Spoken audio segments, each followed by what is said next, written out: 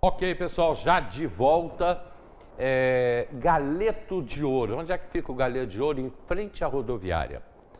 Galeto de Ouro é um restaurante que você tem assim um cardápio que vai de tudo, né? Tem de tudo ali. Você pega um churrasco no Galeto de Ouro, você pega peixe, peixe frito ou aquele peixe feito à brasileira, né? Aliás, o peixe lá é muito bom no Galeto de Ouro. Eu comi um lance lá domingo, acho que foi domingo, semana passada, acho que foi domingo que eu fui lá. Sardinha. Sardinha é uma comida simples, né? É um negócio simples. E sardinha você tem que saber onde comer, porque é difícil fazer uma sardinha boa. E aí tinha lá uma sardinha bem fritinha, né? E eu joguei o molho de camarão por cima. Pô, caramba, ficou muito bom mesmo. O Galeto de Ouro é muito variado a parte de doces e mais variado ainda as saladas. Para quem quer comer uma salada, Galeto de Ouro. Onde é que fica o Galeto de Ouro? Em frente à rodoviária. Vale a pena? Obviamente que sim. A gente aqui só informa o que é bom, né? O que tem de bom a gente está informando. Galeto de Ouro, em frente à rodoviária. Não tem como errar, tá? Pode chegar lá e falar, pô, vi no Hélio Garracena. Pode chegar lá e falar, vim pegar um churrasquinho ou vim pegar um peixe. Mas tem muita coisa boa lá no Galeto de Ouro. Galeto de Ouro, em frente à rodoviária. Eu estou falando de restaurante, estou falando de comida, e tem uma nutricionista aqui que se eu for falar com ela, ela vai dizer, não pode. Tá? Ela vai dizer, não pode, não pode. E ela é especialista em comida para crianças, para jovens, né? Para quem está na fase de crescimento, é a especialidade dela. E agora, na geração fast food, na geração hambúrguer e suas mais variadas derivações, tem negócio desse tamanho assim. Será que isso faz bem para a saúde? Bom, alimentar e é gostoso, né? Bom dia, Ingrid. Bom dia. Muito obrigada pela oportunidade. Bom dia a todo mundo que está assistindo. Não, uma grande honra estar aqui. Nós temos a oportunidade de tê-lo aqui no programa. Obrigada pela oportunidade. Estou adorando estar aqui pela primeira vez. E sim, sou nutricionista materno-infantil, cuido da criança desde a gestação até a adolescência. Mas eu vou te perguntar outras coisas. Ah, com certeza, fica à vontade, estamos aqui para conversar. Já vou falar do super hambúrguer, né, que é a comida que os jovens comem agora. Ontem eu fui rotina, né? Eu fui o cardiologista, porque eu já operei o coração, já fiz ponte de Safena. Aliás, eu fiz 3 pontes e um viaduto. Qual era o tamanho aqui da desgraça? Mas já tem 4 anos, eu estou muito bem. Mas eu faço exames rotineiramente, né? Uma vez por ano, às vezes até 2, eu vou lá, faço tudo quanto é exame. E ontem eu fui lá, no doutor Lucas, levar meus exames. Ele olhou e falou, está muito bem, aqui não está bom, isso aqui está melhor, pode melhorar aqui, não sei o quê. Está tomando água? Eu falei, não. Aí não dá, né? Hélio, mas você tem que beber. Quanto você bebe de água por dia? Eu falei, sei lá, 3 copos. Ele falou, nossa, não dá 4? Eu falei, não sei, vou tentar. Tem que chegar a 8, ou seja, 2 litros d'água. Isso ele me falou. Isso. No mínimo. Pois é, no mínimo. Só que tem uma coisa, Ingrid, eu não gosto de água. E eu conheço pessoas que não gostam de água. Então, água é ruim, o sabor é ruim. Estou bebendo água. Que bom. Então, é importante falar sobre água, principalmente agora que a gente vai entrar no inverno, que está mais frio. E a vontade de beber água não aparece. Principalmente quando a pessoa já não gosta do gostinho da água. E eu converso muito com os meus pacientes desde o iniciozinho, né? Que a água é muito importante desde o início da introdução alimentar. E principalmente, quando a gente sente sede, é importante dizer isso para todo mundo, é sinal de que o nosso corpo já está desidratado. Então, aquele negócio... Você quer água? Eu aceito, por favor, já que a gente está falando disso. Vou trazer já. E é importante a gente não esperar esse sinal que o nosso corpo dá de sede para ingerir a água. E ensinar isso desde o início, do início da introdução alimentar, desde a infância, faz toda a diferença para a gente desenvolver esse hábito, porque é um hábito adquirido.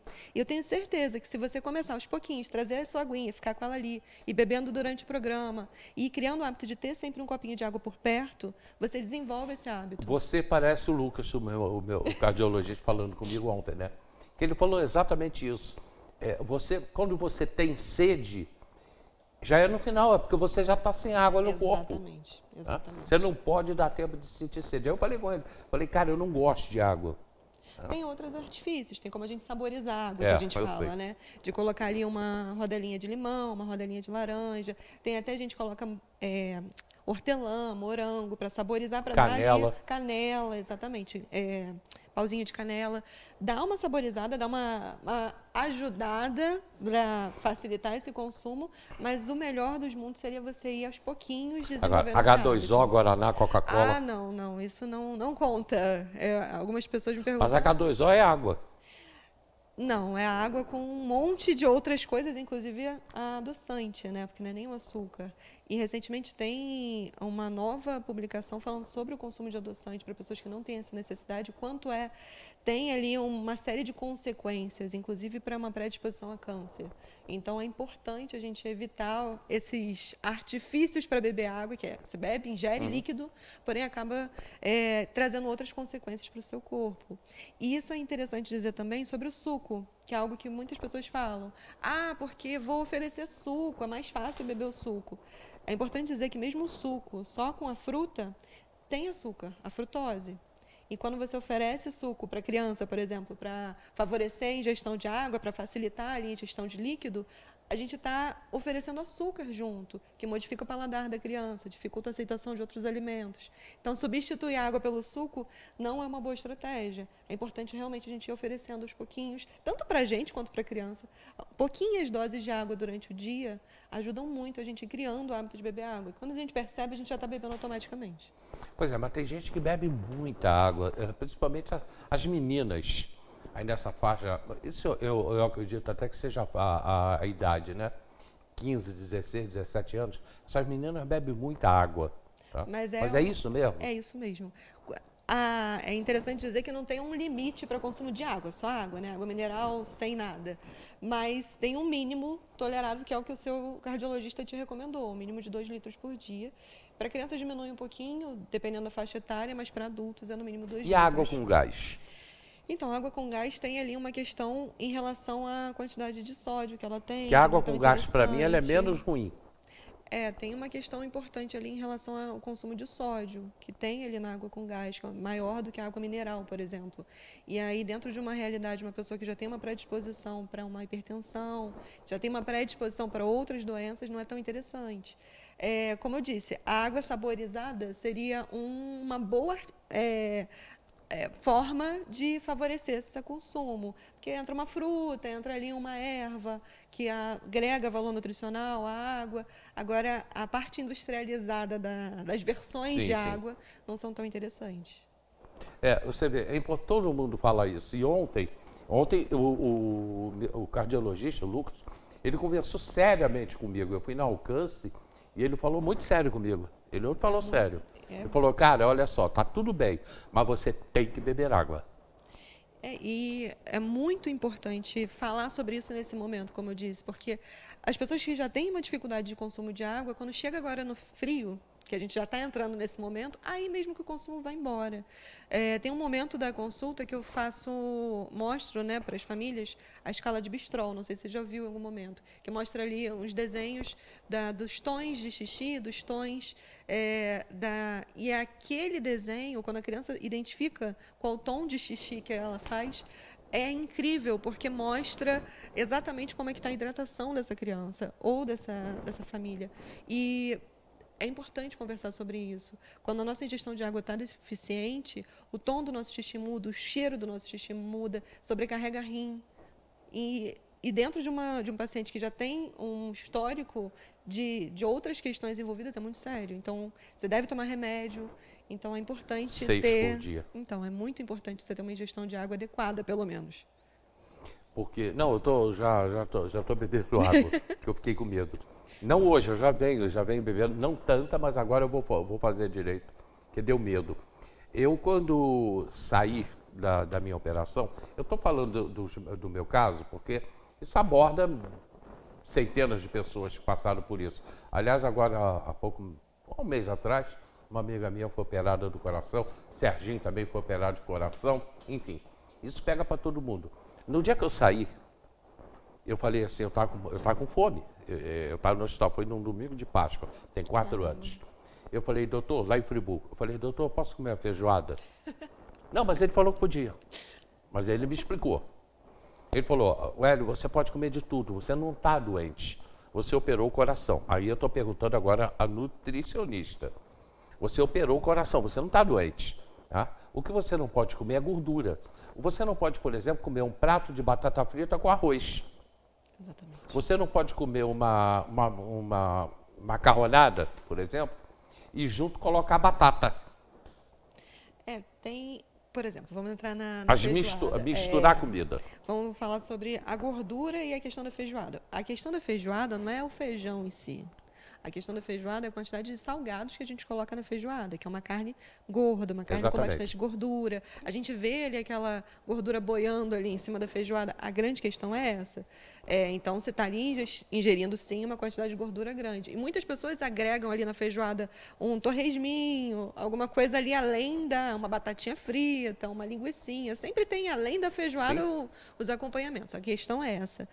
E a questão da combinação que você está falando, arroz com macarrão, batata frita, com mais de um carboidrato, aumenta ali a quantidade de energia, né, de carboidrato que a gente está ingerindo. Então, a gente está sobrecarregando a quantidade que a gente realmente precisa. Porque o ideal seria um alimento de cada grupo nutricional. Arroz, macarrão, batata, tudo isso entra em um grupo só, que é o cereal. E muitas pessoas fazem um prato todo amarelo, todo só com cereais. Tem gente que faz, criança principalmente, batata frita, arroz e macarrão. E aí, realmente, a gente está consumindo mais do que a gente precisa de um grupo só, que é o carboidrato, que é o que nos dá energia, é o que faz a gente consumir mais. Que é necessário. Do que é necessário dentro de um consumo adequado, não numa quantidade acima do que a gente precisa. Essa combinação, e aí agregada com gordura, quando a gente agrega ali uma linguiça, uma gordura, enfim, uma carne mais gorda, aí a gente acaba criando uma bomba ali de calorias e de malefícios para o nosso corpo. E é interessante falar sobre essa questão que você disse sobre a doença, a operação que você fez, e de muitas pessoas estarem fazendo, né, que você conhece. Quando a gente fala de controle da alimentação na infância, sobre cuidar da alimentação desde a infância, a gente está prevenindo uma série de doenças na vida adulta. E, infelizmente, hoje eu vejo no consultório uma série de doenças que antigamente eram só de adultos ou idosos, hoje estão aparecendo em crianças muito cedo. Tem crianças com resistência insulínica, tem crianças com pré-diabetes, tem crianças com hipertensão. Tem crianças com doenças que antigamente eram só dos nossos avós. E hoje, crianças muito novas, de 5, 6 anos, chegam no consultório para mim com esse tipo de queixa, com colesterol alterado. E aí, quando a gente cuida da alimentação desde a infância, é muito mais fácil a gente mudar a alimentação de uma criança que está aprendendo a comer do que de um adulto que teve todo um hábito ali alimentar já instaurado. Eu tenho certeza que você deve ter passado por algum tipo de dieta, alguma coisa, pelo menos para preparar para essa operação. Não, a preparação para a operação, sim, até porque eu tive que perder peso. Sim.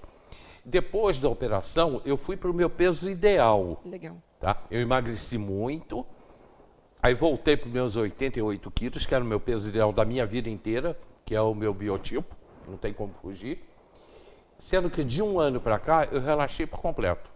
Eu fazia, Ingrid, eu sabia comer, até um ano atrás, eu não perdia uma, e eu comia de tudo. Vamos para a feijoada, vamos pegar o feijão, pegava o lombo, que é mais seco, sem gordura. Então, eu comia devagar. Mas de um ano para cá, eu baguncei tudo. Já senti os efeitos. Exatamente. Já estou sentindo os efeitos. Já comecei de uns 15 dias para cá, me corrigir novamente. Legal. Se bem que eu estive lá na casa, né, Ricardo? A gente teve junto aí nesse final de semana e aí já era, né? Aquela feijoada lá no Arthur foi para arrebentar. Tem um amigo nosso aqui acompanhando a gente, uma amiga também, a Pretinha, e todo mundo nos acompanhando aqui, e ele está dizendo que está gostando do bate-papo. Legal. Aí a pergunta é, como é que a pessoa... Que eu aprendi, o médico me explicou como comer. Outra coisa que eu quero encaixar nisso, a pergunta para você. Falou, sempre tem que ter verde no prato. E ele falou, tomate é essencial para você. Sim. O tomate, ele vai reduzir, eu acho que é o açúcar. Tá? Ele falou, não deixa de comer tomate. Sim, tem a questão do licopeno ali no tomate, que é bem interessante para quem tem uma questão de cardiopatia já envolvida. É interessante. Não sei se você tem ali uma predisposição para diabetes, tem. Alguma coisa nesse sentido, mas é interessante sim. O tomate, e é interessante também falar sobre a semente do tomate, que é interessante tirar também, por conta da predisposição para cálculo biliar e, enfim, cálculos, né, renais, biliar, é importante a gente tirar a semente. É uma coisa bem... É um pouco complicado, mas é interessante falar sobre isso. A gosminha que fica em volta da semente do tomate é muito interessante para a gente nutricionalmente. Mas a sementinha do tomate, quando a gente não digere ela adequadamente, sim, tem uma predisposição para desenvolvimento de cálculos. Tem como tirar. Tem coando, exatamente. Peneirando ela, você consegue tirar a pelinha. Aquela gosminha, sabe, que fica. É interessante falar sobre isso. Poucas pessoas falam sobre isso e é interessante. Dá um pouquinho mais de trabalho? Dá um pouquinho mais de trabalho, mas vale a pena. Isso vale, é importante dizer, só para pessoas que têm predisposição a cálculos, né, renais, biliares e tudo mais. Numa população em geral que não tem essa predisposição na família, geneticamente, está tudo bem. Mas se você tem uma predisposição dentro da sua família ali, avós, bisavós, com cálculo, é interessante. Não, isso não. É interessante. Agora, o tomate também, ele é bom com açúcar. Como é que é isso, gente? Botar açúcar no tomate. Você nunca comeu tomate com açúcar? Eu nunca comi tomate com açúcar. Nunca. Então hoje, quando você for almoçar... Meu Deus! Porque tomate é fruta. Sim, com certeza, sim. Tá? Tomate é um fruto. Nunca, para ser sincero, eu nunca provei o suco de tomate. Eu nunca tive coragem de tomar o suco de tomate. Mas é muito bom. Mas tomate você gosta? Não, sim, com certeza. Então hoje você pega um pedacinho de tomate, bota um pouquinho de açúcar e come. Você vai chegar aqui no próximo programa e falar, Hélio, eu gostei. Vou provar. E vou aproveitar esse gancho para falar sobre isso também, sobre a adição de sal e açúcar. Eu quando vou almoçar, por exemplo, lá no Açaí do Alto, eu como muito lá. Eu chego, a Kátia já sabe, ela bota para mim o arroz, o feijão, um bife, alguma coisa assim, né? E ela bota o tomate fora que eu vou botar açúcar. Isso é importante dizer. Colocar sal ou açúcar de adição nos alimentos, a gente está colocando mais do que a gente precisa. Pois é. A ingestão, você sabia que a ingestão diária de açúcar é até 18 anos? É de 25 gramas por dia. 25 gramas é muito pouco. É como se fosse um pouco mais do que uma colher de sopa de açúcar. Com certeza, a grande parte da população consome muito mais que isso. E por isso que a gente tem tanto problema. Por isso que a gente desenvolve tanto problema de saúde. Por isso que, quando a gente pega ali um industrializado, seja ele qual for, a adição de açúcar daquele alimento já é mais do que a gente precisa consumir o dia inteiro. E aí sim, a gente ganha peso, a gente Mas isso tem é inevitável. problema. Depende, a gente consegue fazer um controle, a gente consegue ter equilíbrio. A minha grande militância em relação à alimentação é sobre o equilíbrio. Você não é proibido de comer nada nunca, mas se você tem uma alimentação equilibrada, como você estava levando até bem pouco tempo... Como eu fazia até um ano atrás. Que você comia de tudo, mas com equilíbrio, sabendo o que você está comendo, com consciência, fazendo boas escolhas, você consegue ter uma qualidade de vida muito melhor. E você sentiu isso na pele durante esse tempo que você teve essa consciência e durante esse 1 ano que você deixou para lá. E quando a gente desenvolve isso desde sempre, é muito mais fácil. Para encerrar esse bate-papo, que eu quero entrar na criança, para encerrar esse momento. E o pão? O pão é engraçado, né? Porque muitas pessoas falam assim, é vilão, é mocinho.